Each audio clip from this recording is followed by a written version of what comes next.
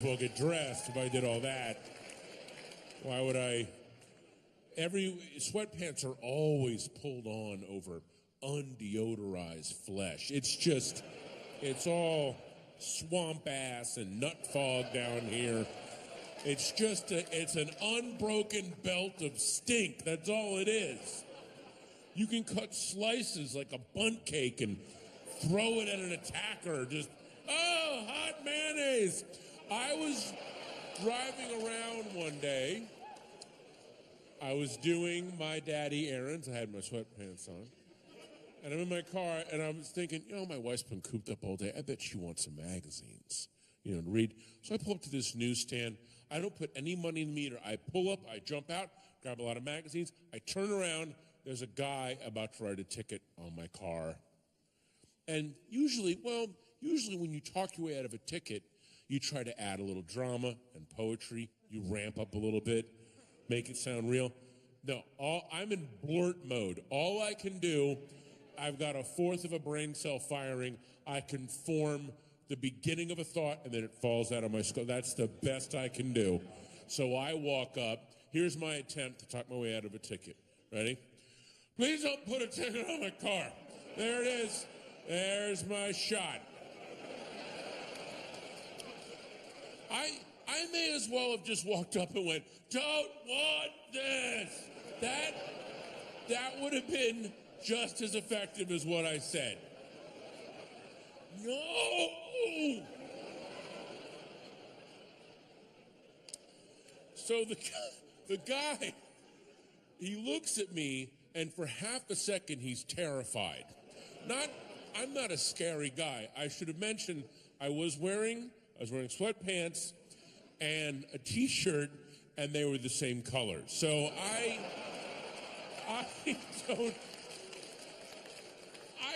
didn't even look like a Dr. Seuss drawing. I looked like a Dr. Seuss rough sketch that he did, where he's at a bar one night, some young girl's icing him out, and he's like, "Give me a napkin, goddammit. Show you who you're talking to." Yeah, see? I made your childhood magical.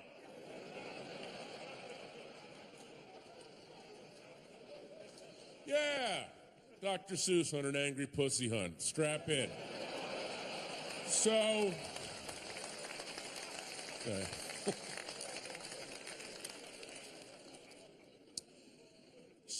he's terrified for half a second, then he's furious. The way that, I don't know if anyone here has ever been frightened by a moth. He gets frightened by a spider or a hornet, you go, "That scared the crap out of me. That was a spider." A moth scares you, your reaction is, "Oh God, that thing is gonna die. There's no way. I'm not reaching the end of my life. I didn't take care of a moth. No way." So now he's got to kill the moth and regain his manhood, and he screams to me, "Why didn't you put any money in these meters?" And I said, "Because I thought I could buy..." I'm shaking a bag of magazines at him now. I thought I could buy my magazines and drive away before you showed up.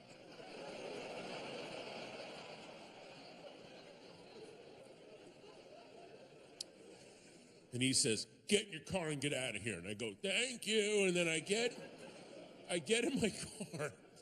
I'm about to drive away, and he leans into my window and says, "Let me explain something to you. We don't have time to pull over and check every one of these meters. You understand?" And I go, "Yeah, I'm sorry, man." And it took me 3 blocks before it hit me. That's all you have time to do. You just described your job. It doesn't say parking enforcement and homicide on the side of the car. It's not like I got 3 axe murders in El Monte. I gotta check all these meters? There's a maniac on the loose.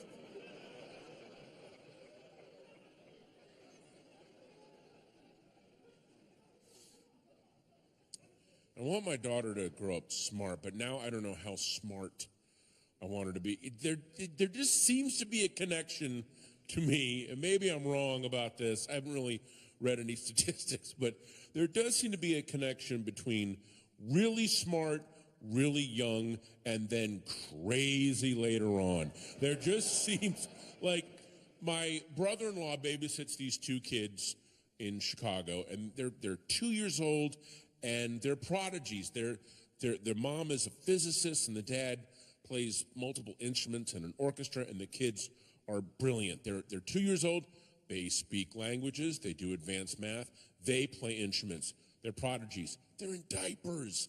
They're in diapers, and they do all that stuff.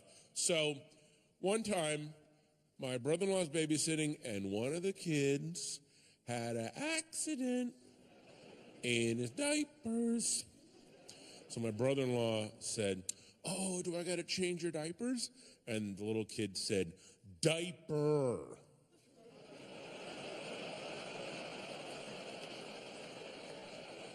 Singular. Yes, that's really smart.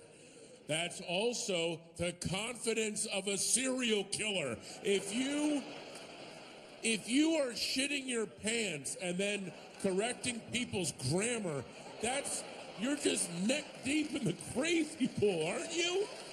It's like what?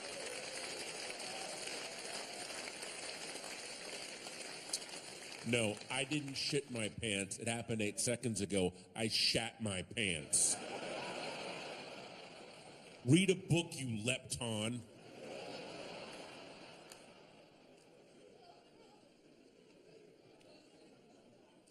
Then my parents come by, visit the new baby. And look, the main reason that they're there is to visit and see their grandchild. That's the main reason. But they're also there to defend how they raised me. That's one of the other things on the agenda. And by the way, your parents loved you, and they completely screwed up. They loved you. They had horrible information. They did the best they could. They screwed everything up. I'm screwing everything up. I'm sure I'll find out in 40 years, but I'm reading the latest books, and I'm sure they're all wrong. I'm trying. So my mom visits, and baby needs a nap. Put the baby in her bassinet, and my mom said, "Oh, you put her on her back." I was like, "Yeah, there's a thing now. It's called back to sleep. Put them on their back. It prevents crib death." My mom said, "You and your brother slept face down every night. You turned out fine."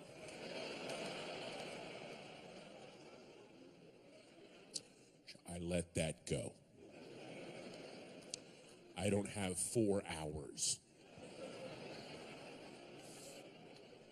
Then the baby woke up. I gave her a bottle. My mom said, "You fed her like 2 hours ago." I was like, "Yes, at this stage, they need calories. They need to eat that much. They need the calories." And my mom said, "You used to scream all night we didn't feed you. You turned out fine."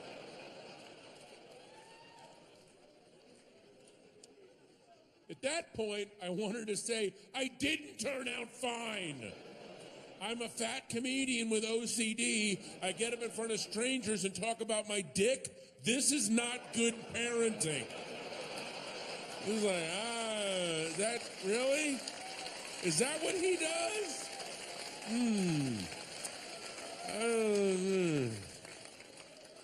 Look, I know that the bellwether for bad parenting is the stripper, but I put it to you, a comedian is way worse than a stripper. Stripper goes on stage, shows you her tits and her pussy, and you give her money, as well you should. That is a warm, neighborly thing to do. Comedian goes on stage, keeps his clothes on, talks about his genitals. How crazy would you think a stripper was if she came out and did that? Came out fully clothed. Guys, let me tell you about my vagina for the duration of this REO Speedwagon song. You're definitely going to want to hear all about this. Get your dollar bills out. This is well worth your time. Like, wow, her dad must have fucked her in a Garfield mask. That is not. Woo. That is not good. Yeah, fucking the daughter in a Garfield mask. Yeah.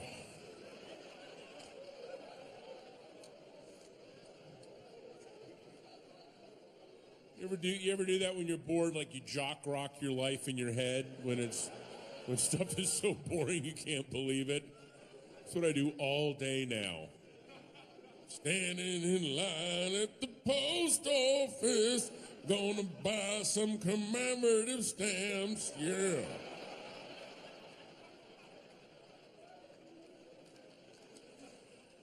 Eating a sleeve of saltines in my underwear, watching Carlito's Way. Come on, yeah. Here we go.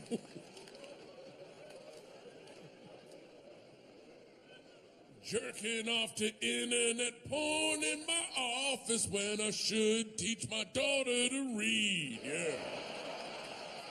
Oh, yeah.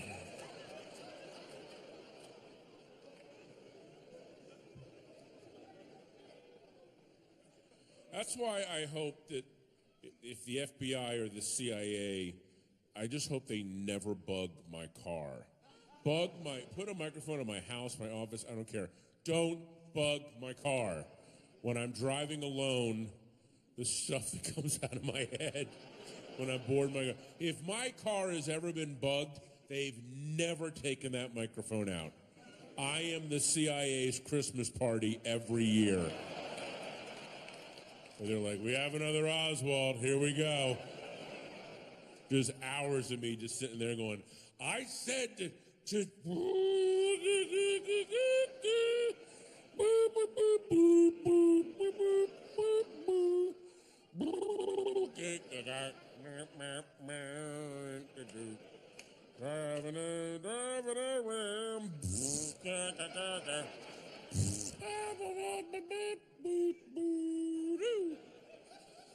There's a lot of Mexicans out today.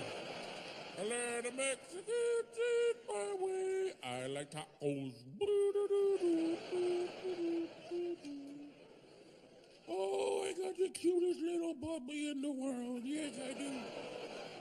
He's a little sweetie and he's waiting at home. And he's got a bed and playing with a bone. Send an APB to the Burbank cops. There's a thief made of cinnamon and lemon drops. He's covered in fur from his nose to his feet. He's a crazy kissing man to Lincoln Street.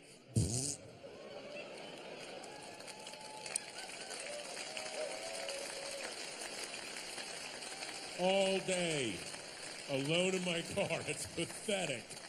Pathetic! Guys, make the eggnog. We got another hour of Oswalt. He sings all of ABBA Gold on this one. It's horrifying. And Seeger's playing on the radio. He sings over it. It's insane.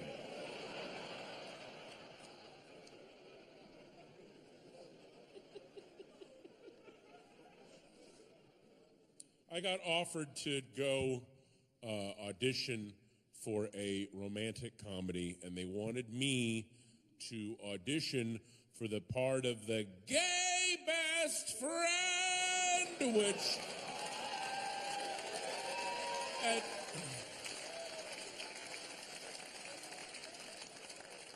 it's 2011.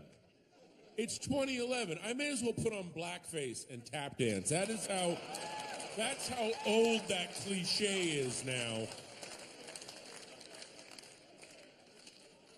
And I read the script, and every scene, it was every standard gay best friend. Like, I walk in, and she's crying, and I go, oh, microwave popcorn and red wine, stat!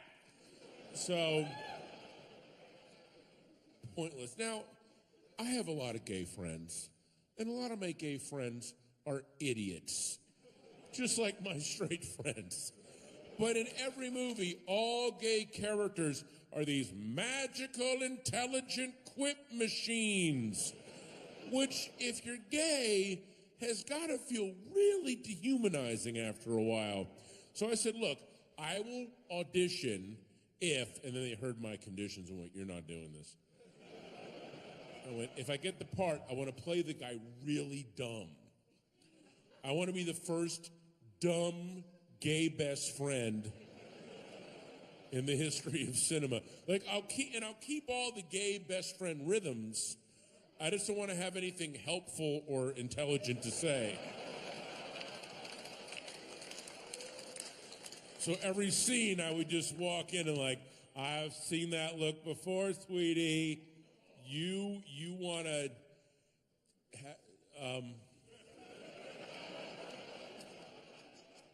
just do something with his cock, I guess. I don't know. Fuck, I'm tired. You and your two friends, when the three of you get together, you guys are like the...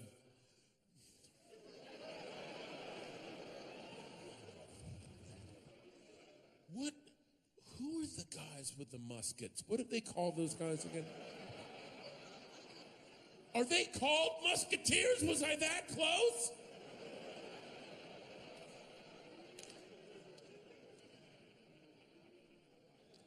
And I could not tell you the title of this movie if you put a gun to my face. It was, every romantic comedy should just be called Trying to Fuck. This week,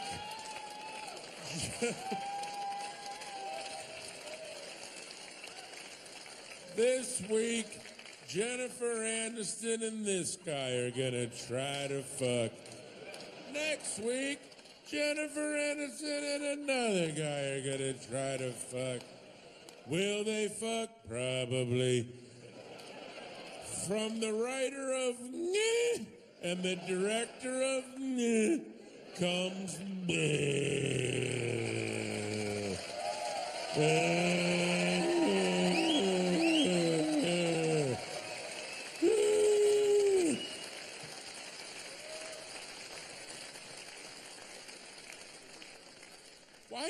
Why do they make trailers for Jennifer Aniston movies? They always make a set amount of money. What do they care? I would actually go see a Jennifer Aniston movie if she did a trailer and the whole trailer is 1 minute of a monkey shitting. That's the whole trailer.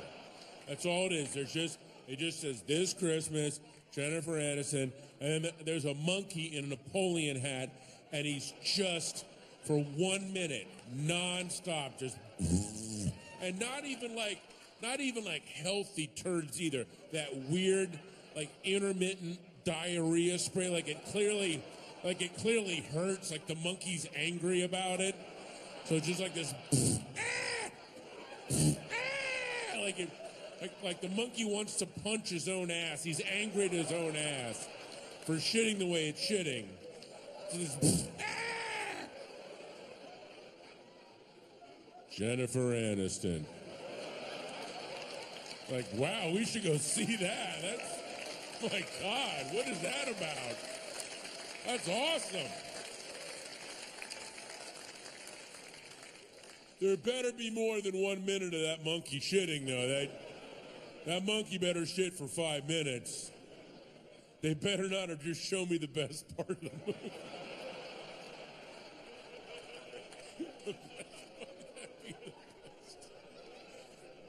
Like, there we go. There we go. We got to put the sizzle reel out there.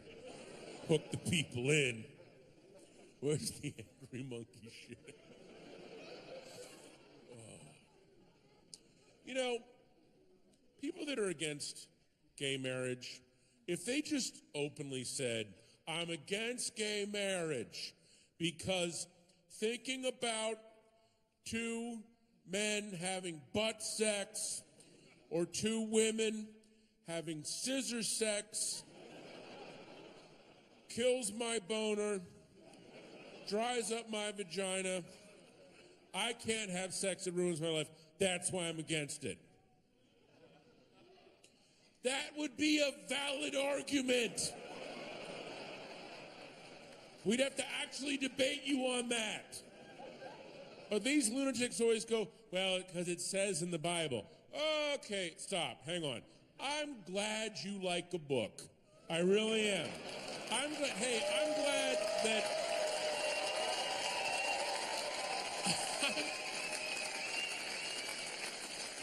At this point, I'm glad anybody's reading anything. And I'm not even putting in the Bible. The Bible is terrific. Give it a read. It's got monsters and adventures and hey, if you like torture porn, check out the Old Testament. Oh man. Any Saw fans out there? Woo! Get the Old Testament. But just because you like something in a book doesn't mean you can have the thing you like in the book happen in real life. That's what crazy people want. I can't go to the White House with a bunch of Green Lantern comics and go, I want a Green Lantern ring. I saw it in a book I like. Make the thing in the book I like be here now. I would be justifiably tased if I did that. Nobody would go, hey, we have to respect his beliefs. You know, you've gotta respect everybody's beliefs. No, you don't. That's what gets us in trouble. You have to acknowledge everyone's beliefs. And then you have to reserve the right to go, that is fucking stupid. Are you kidding me? I acknowledge you believe that. That's great, but I'm not going to respect it. I have an uncle who believes he saw Sasquatch. We do not believe him, nor do we respect him. What if I 1,000% believed, and I believe this 1,000%, what if I believed that there was a giant invisible anus hovering over me, and if I wasn't nice and helpful and courteous and charitable to everyone I met, the anus would appear, suck me up into it, and I would be devoured by shit piranhas. And I believe this 1,000%. I would be the nicest guy you ever met. You'd be like, Patton, you're so helpful and charitable and courteous to people. Why is that? And I would go, it's funny you should ask me that. You can't see it, but there's an invisible anus hovering over me. And if I'm not nice to everybody, it will appear and suck me up, and I'll be eaten. Well, I don't need to tell you about the shit piranhas. We all know about those, right? Your correct response would be, I acknowledge you believe that. That is the dumbest thing I've ever heard.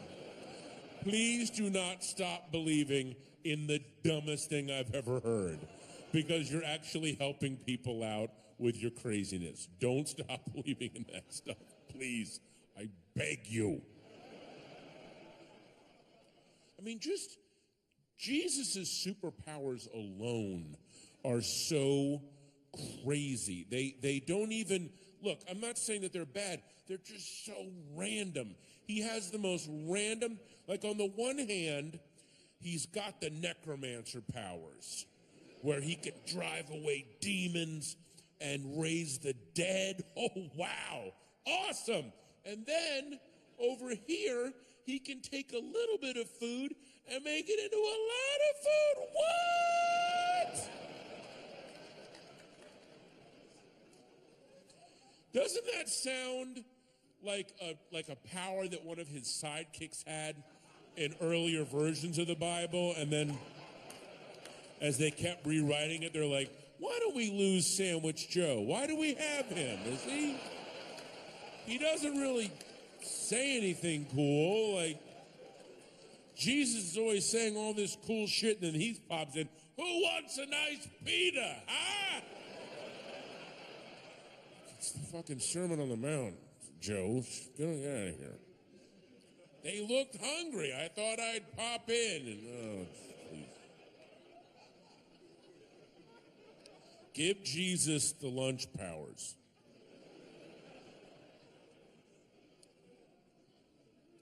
See, it's Jesus' wisdom and humility that would keep him out of the good superhero teams. If he ever came back, he wouldn't just go to the X-Men and say, guys, I can raise the dead.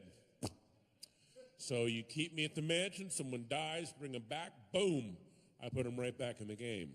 They'd be like, wow, you're hired. Thanks, Jesus. Let's go get you a cool leather uniform, man.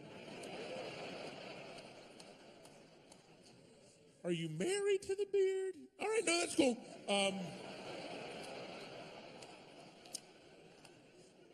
He would be very humble and self-effacing and say, well, superpowers, let me think. Well, there was this one time when many people were gathered and there was but a crust of bread and a few fish, and then the next thing you know, everyone had a nice lunch.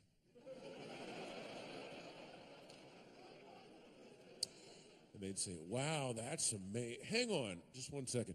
Guys, remember when we took down Magneto and we needed like 15,000 sandwiches? Yeah, me neither. So we're good. Thank you for coming in. I don't know what to tell you. Try the Avengers. They'll take anybody. Those guys. Have you been to them? Oh, they have a guy with a bow and arrow. I'm not kidding. What are they recruiting at sporting goods stores or? Hey, you jump rope really fast. How'd you like to be an Avenger? I like the way you tether balls, sir. How would you like to take on Ultron? So, I was taking this flight from Vegas to Burbank. It's a 40-minute flight on Southwest. I take it a lot. And the flight is a rock polisher. It's all turbulence. It's terrifying. And one day, we're taking the flight and we're landing. Seats up, seatbelts on, can't get up. And a guy next to me started doing something. And when he began doing it, I realized I've never seen this done. He used a vomit bag. Because usually on a plane, you've got to throw up. You're like, oh, I'm going to throw up. And you go use the bathroom. We're landing. He can't get up. And I realized as he started doing it, he must throw up every flight. Because this guy was the Zorro of vomit bag users. He was amazing. He was sitting there. He had a magazine on this leg, and he's reading it. And you see it hit him. And he never looked up from the magazine. He reached up with one hand, grabbed the vomit bag, snapped it open with one hand, whack, fitted it over his mouth, made a soundproof seal, then started violently throwing up. But it sounded like this.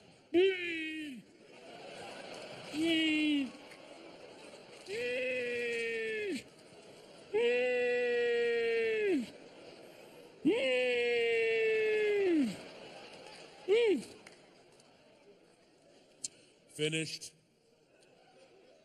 took it away from his mouth, wiped his lips as he did it. Oh, amazing. Sealed the little metal tabs, folded them with one hand. I'm sitting here, he's holding up here. He transfers it to this hand, very polite away from me, and just held it up for the rest of the flight till we landed. And he filled that bag. Like he could have stopped a mugging with that thing. It was a brick in a purse. And I was just like, I was watching him, and I just kept thinking, what a horrible thing to be great at. Like, that's his thing. Some guy like, hey, look, I know I'm getting old. I'm not the best looking guy, but some girl sees me shoot pool. You know, that's my window. That's, I'm a good pool player. This other guy, I'm losing my hair. I'm fat. All right. But some girl sees me play bass guitar. Boom. I got a shot. I'm a great guitar player. And this guy, I still get out in the bars, you know. Girlies keep getting younger, I'm getting older. It's not happening some nights.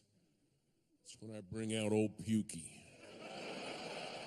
Oh, boy. I've had this bad boy, I would say since Predator 2 came out, if I had to put a date on it. But, bring this thing out, play it like Dizzy Gillespie, boy. That old Pukey's put a lot of backs on mattresses. That's all I'm saying. Put a lot of backs on mattresses. Me and Pukey. Butch and Sundance, huh? Going out. I don't know what's talking. Who's vomiting? Madam, I know you find me physically repulsive, and if you were to walk away and never look back, I would never blame you. But please, one last time, let me vomit for you. Let me buy an egg salad sandwich from this 7-Eleven. Leave it on the dashboard of this car in this hot parking lot. Wolf it down 4 hours later, don a fur coat and do squat thrusts on the punishing asphalt. And only after I've sent the contents of my stomach rocketing into this bag, if you can look at me and feel no love, you may leave the island of Cordoba. Please let me vomit for you.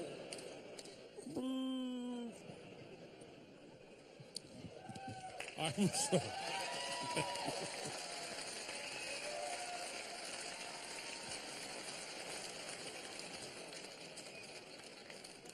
I was out shopping, grocery shopping. I'm in my sweatpants. I'm in my matching color t-shirt and flip-flops, ladies. So, I'm out, got my crumbled up shopping list, and I'm staggering around. The hell I gotta buy? And our supermarket has a deli counter where you can walk up and they'll cut you up a pound of ham, turkey, cheese, anything you want. Cut it up fresh. Boom, off you go. But then to save everybody time, they will pre-cut 1 pound things of ham, turkey, cheese. So you can walk up and go, I'll get 2 cheeses, I'll get a ham, and boom, you're on your way. So I'm staggering up to the counter with my list, and I vaguely see that the next guy in line is this morbidly obese guy. Huge. And he's the next guy in line at the counter, and he's blocking part of the counter. And what I can't see is there's only one 1 pound thing of pre-cut ham in the ham bin. There's only one left. I can't see that. All I hear as I approach him is him say, I want all the ham.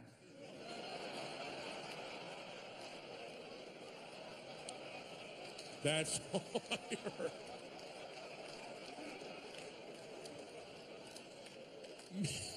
Meaning he just wants that one thing.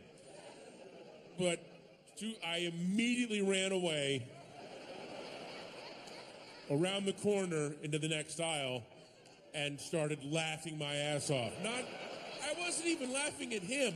I was thinking of the guy at the deli counters going, go, here we go. And then like, Eye of the Tiger starts up, like, he's doing it. It's happening.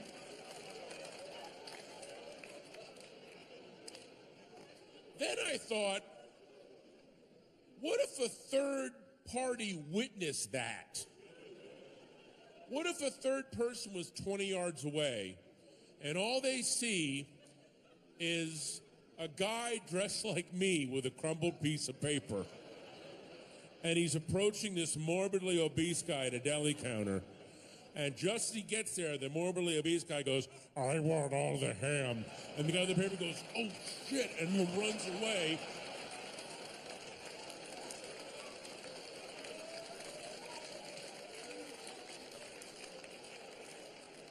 he might honestly believe that he just saw the future get doomed. Because obviously, the morbidly obese guy is destined to begin working out and become this cut, muscular warrior of the wasteland and save humanity from the robot lizards that have taken over in 40 years. And the few remaining humans have sent me, this emissary, back to read him the message and tell him of his destiny. But we have historical records. We know we have to get to him before he decides to commit ham suicide at the pavilions in Burbank, California. And I'm clearly woozy from the time tunnel, and I'm trying to get to him, and I'm almost there when he says, I want all the ham. I'm like, oh God, we're doomed. We need to find another warrior.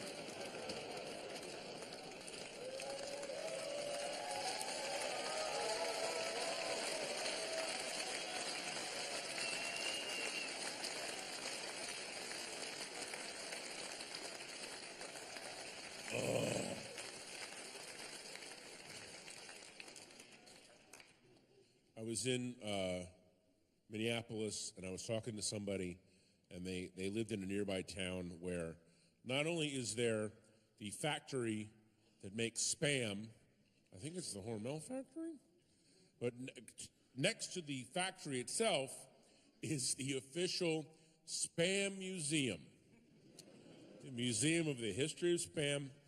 And when I heard that, I actually got kind of depressed because it hit me.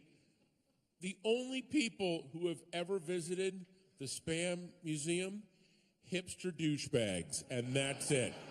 Those are the only people that have ever gone there. Guys, and they're all out front like, look at Spam Museum, get it? And getting their Christmas card photo taken. And the poor people at that museum, I almost feel like it's my mission. I want to buy like a pair, I want to go to JCPenney, get a pair of tan chinos and a dorky short sleeve shirt and be their first non-ironic visitor. Be their first sincere visitor where I just show up and go, I enjoy the Spam meat product and I would love to hear its history and visit your museum. I've never heard of Monty Python. They would carry me around like Peter Gabriel. They would not know what to do with me. Like, oh my God, somebody who's not wearing a fucking Arcade Fire shirt. This is awesome.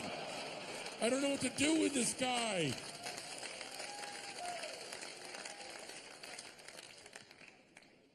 Their first non-ironic visitor. And I'd leave and go, thank you very much. I have to go visit the Pabst Blue Ribbon Brewery and be the first guy that doesn't have mutton chops posing out front.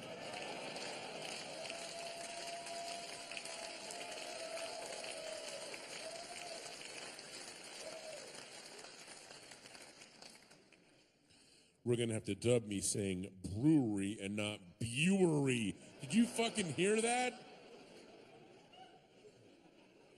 Gotta go visit the brewery. You know where they brew the beers?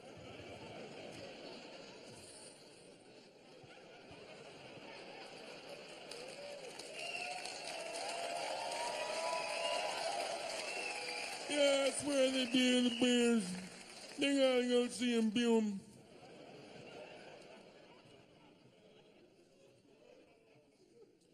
Gotta lose some goddamn weight once and for all.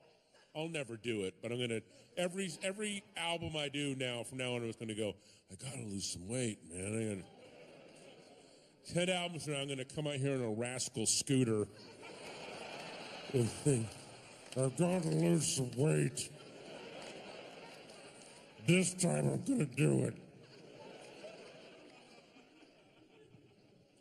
I know I got to do something because my 2-year-old daughter loves to do these little dance parties where I'll play music all through the house.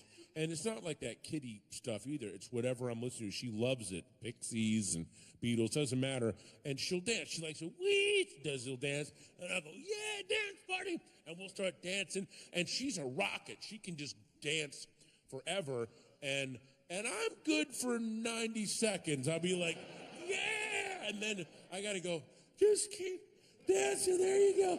And I'll lean against the wall. And it's almost like, I don't know if anyone remembers when Axl Rose came out on the VMAs a few years ago for the Guns N' Roses reunion. And Axl Rose was a slinky, serpenty rock god. And then after kind of kicking everyone out of the band, he sort of gained the equivalent of Duff McKagan. Like he basically put on one of his other band members in weight equivalent, and he made the mistake, like they had, his microphone was out in the middle of the stage, but he made the mistake of running from the edge of the stage all the way out to the center mic to start singing Welcome to the Jungle. Remember that? And he ran way too fast. And he basically did like what I would do if I was doing. He comes running out going, like, yeah, Guns N' Roses. He's like, welcome to the jungle.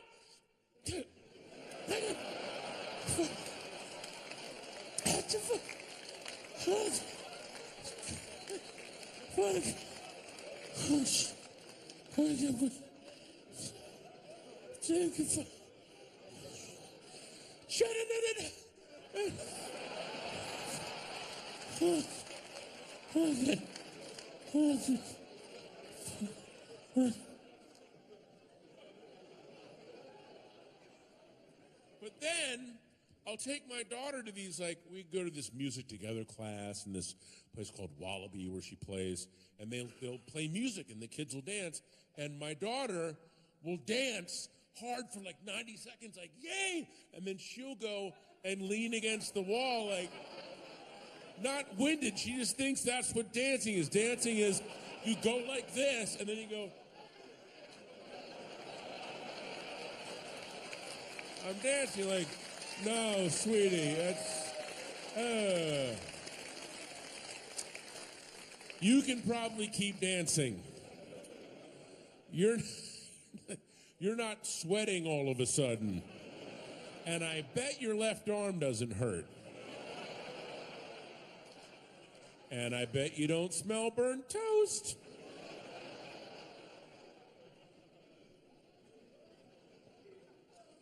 But the problem is, it's just the goddamn meetings to go lose weight. I was in Weight Watchers for a while. I went to Weight Watchers, and it's a great organization. But you know what?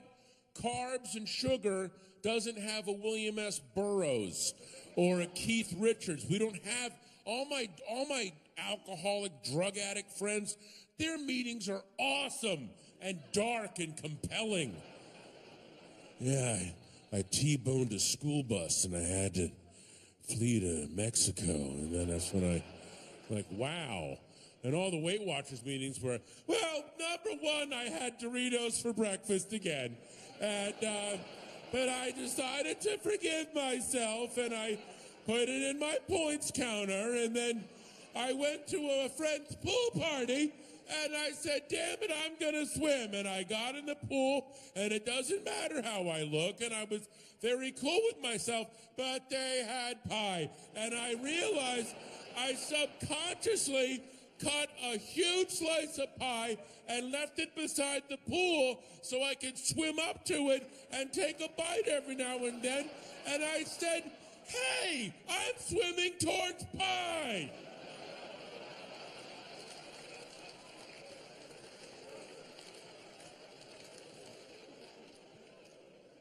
And hearing myself say that stuff really was like, I can't do this. This is horrible. I need one, there's got to be one dark, creepy Hubert Selby Jr. weight loss story. Like, yeah, I was living with this obese 13-year-old prostitute down in Juarez, and we ripped off a drugstore and used the money to buy 9 boxes of hard pretzels. Utz, not that Snyder shit for squares. And we binged out for about 5 days, and on the 6th morning I woke up, she was gone. And she'd stolen that stash of Ritz crackers I'd hid in the mattress. And that's when I looked in the mirror and told myself, it's time to start swimming away from pie.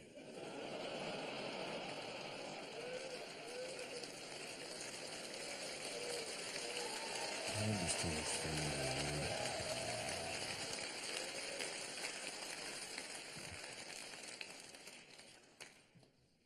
The circus is in town. You know, we've gotten rid of slavery, child labor. How in the hell do we still have the circus? Honestly. The circus, which, look, I'm sure, I don't know when they invented the circus, in 1 AD.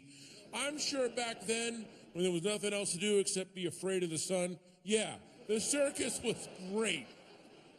But imagine pitching the circus now as an entertainment destination. Hey, I got this great idea for families and kids. You got to hear this, man. You're going to love this. We're going to put up a tent on the outskirts of town, and we're going to fill it with depressed animals walking slow. Did I say walking? I meant trudging. Trudging counterclockwise in an oval. And while they do it, we're going to play creepy calliope music over them. Just this echoey.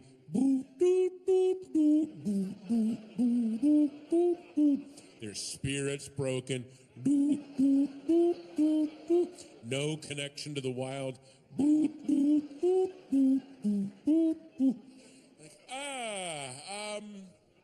Sorry, you said this is for like families and kids? Because this sounds really grim and creepy. Well, you didn't let me finish. Because we're also going to have men in bright clothing and makeup. Time out. You mean like transvestites, right? Well, technically, yes, but they're going to keep going so that they're clowns. You realize a clown is just a transvestite that doesn't stop. If you saw a guy in lipstick and eyeshadow, you'd be like, Timmy, leave him alone. That's his own thing. The guy's like, oh no, hang on. Woo! Like, oh, Timmy, he's a wonderful clown. Get over there. I didn't know you'd use a whole tube of lipstick on one cheek. Please, entertain my child. Run at him out of the darkness. He'll love it.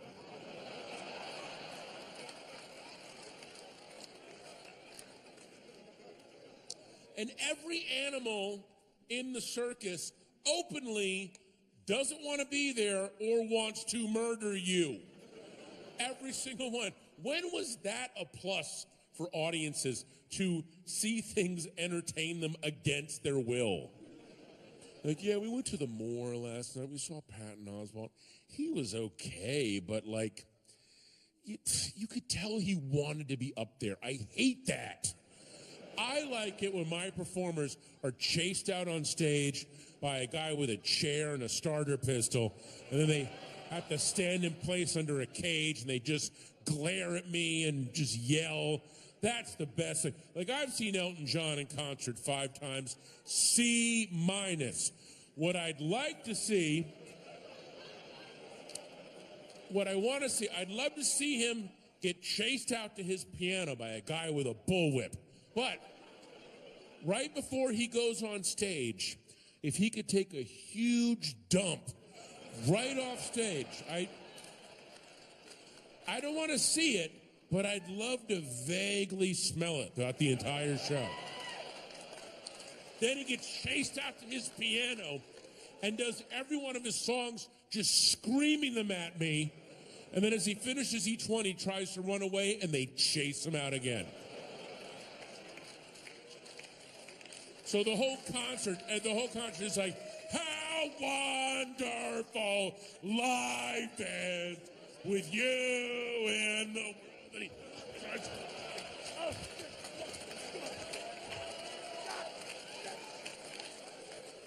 Daniel is traveling tonight on a plane.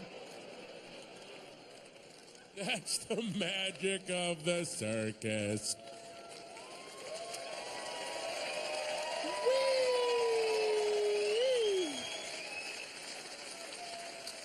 Oh. I got some Ambien waiting back in the room. Woo, party! That's the one drug I could see becoming very addicted to. I got to be really careful. Ambien is amazing because it puts you to sleep, which is fine. But the amazing thing about Ambien is that half hour before you go to sleep. If anyone's ever taken it, you know that as you're falling asleep, I don't know what it is in that drug. It feels like you're about to get the most glorious flu that anyone's ever gotten. Not in a gross, sick way. That kind of flu that comes from the exhaustion that is brought on by crushing all your enemies, achieving all your goals, setting the world right, knowing your legacy is secure.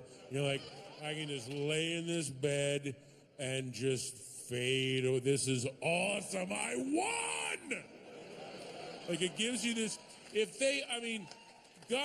God forbid they ever invent a suicide pill, because if they can invent a pill that convinces you as you're dying that you're my legacy is secure. And then the next day at the Burger King, we need another manager. I don't know what I'm going to do. He killed himself last night. He's terrible.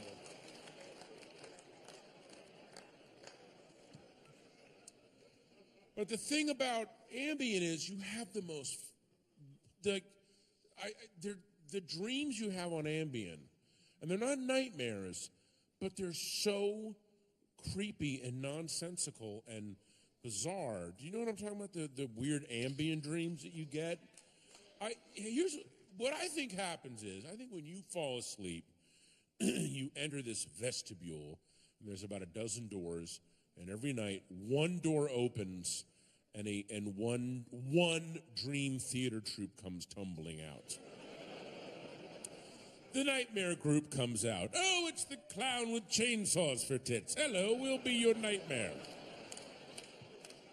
Or it's the having sex with someone famous. Ladies and gentlemen, Miss Scarlett Johansson. Here we go. Or it's the naked at school dream. Or it's the, I got to go take this test that I haven't studied for. All those classic ones.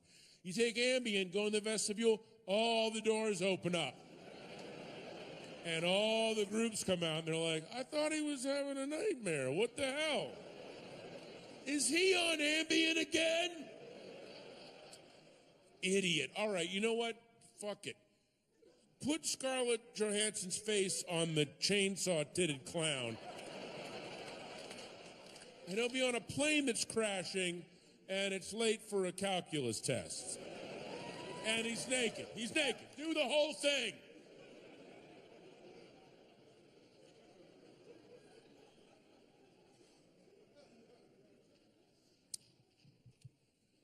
My second favorite Christmas memory of all time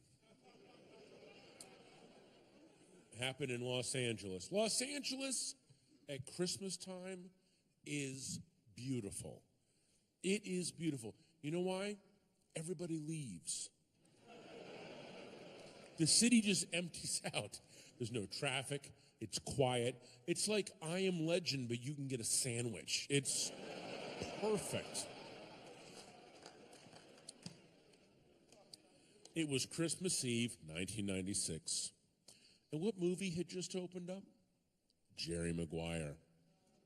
Yeah, 1996. My brother and I are drinking at a bar off of Hollywood Boulevard. 8 o'clock rolls around. We are wasted. And my brother goes, hey, we should go see a movie. And I say, capital ID, old sport, vomit.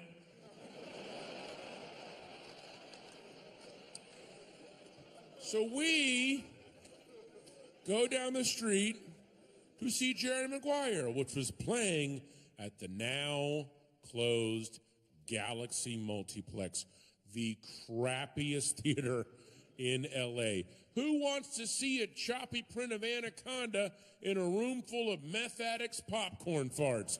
Well, come on down to the Galaxy, where the glamour of Hollywood gets peed on nightly. So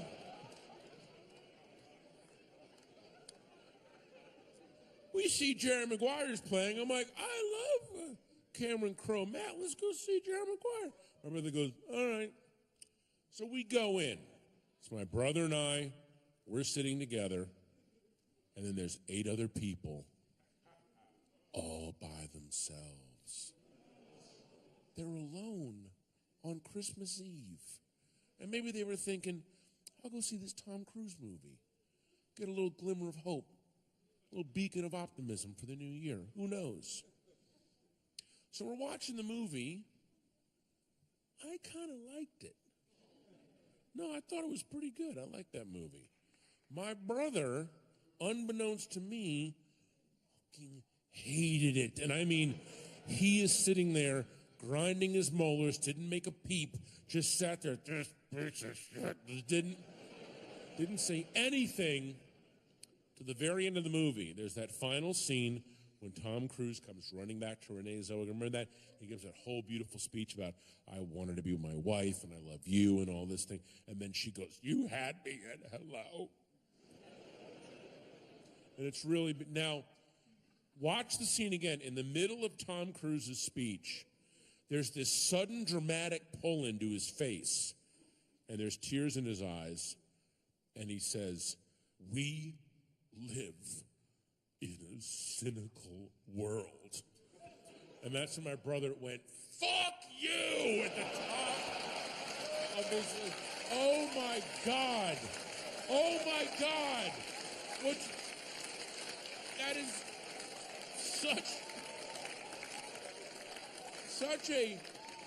it was such a horrible, rude thing to yell. And I was laughing so hard. I could not get the air in to make the sound of laughter. People ask me, what is your favorite comedy of all time? Jerry Maguire, when my brother yells, fuck you at Tom Cruise.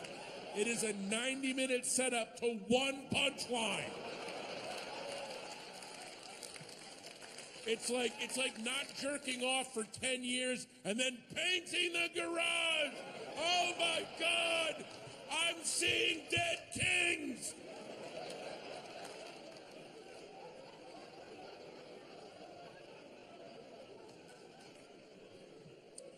You know, I live in Los Angeles, and for a long time I was very ambivalent about living in L.A., and I realized it was because of all of my New York friends. They are the ones who put it into my head, oh, you live in this shallow, plastic, sellout town. You gotta move to New York. That's where it really happens, man. You gotta move to New York. So last year, I moved to New York. I lived in New York for a month. And now I know why all of my New York friends want me to move there. They want another warm body between them and the constant spray of shit and horror that you're just subjected to. And by the way, New York is a great place to visit. Don't get me wrong. But you live there full time, it turns your skull into a cage and your brain into a rat. And the city is just a stick poking the rat all day. And you literally get to the point where you're like, I want someone to be sad, and I want to know that I'm responsible.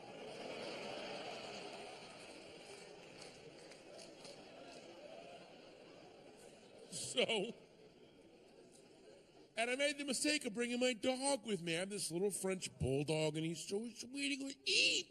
And we live in the suburbs. It's quiet. He goes on walks. He's calm. He poos. He pees. He's happy. Now he's in New York every 8 seconds. And fuck you! Bang! He thinks he's going to be murdered every 8 seconds. He wants to stop and square his paws and get his ears back against his... I understand that. He's descended from gray wolves. All dogs are descended from gray wolves. He wants to die like a proud hunter. I get that. Let me die with my fangs out, man. He wouldn't poo and pee on his walks. I know why. He doesn't want to die taking a dump on Bleecker Street like a curled up salad bar shrimp. Ew. So he was miserable. I was miserable. I'm like, what am I going to do? He's my little guy. So my solution was I found near my apartment this access tunnel down into the subway. It was just this horrible, grime-covered, just filth tunnel, but you would go in it, and it was relatively quiet compared to the rest of the city. And my dog could calm down and do his business. And he was pooping on stratified decades of filth. I mean, his poop was the cleanest thing in the tunnel, basically. And I would pick it up and take it away. I wanted to walk down the street with this poo on social contract, assholes! So, it's my last night there. I know I'm leaving the next day. I'm so happy. Oh, boy, this is great. Let's take him out for his poo. We go down the tunnel. My dog is circling, picking a spot to poop on decomposing characters from Gangs of New York. I'm just like, come on, man. Come on, do it. And he's just circling, and I look up. 10 feet away are two crackheads. One of the crackheads is on his knees about to blow the other crackhead. Whose cock and balls are out? Cock and balls are out!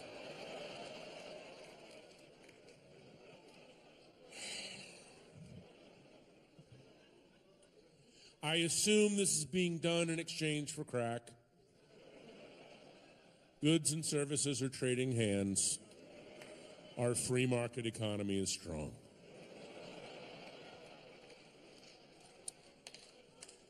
I immediately look away. Oh, I don't want to see this. Oh, God, no, I don't want to see this. Come on, buddy, do it. My dog starts to poop, and that's when I hear from 10 feet away, nice.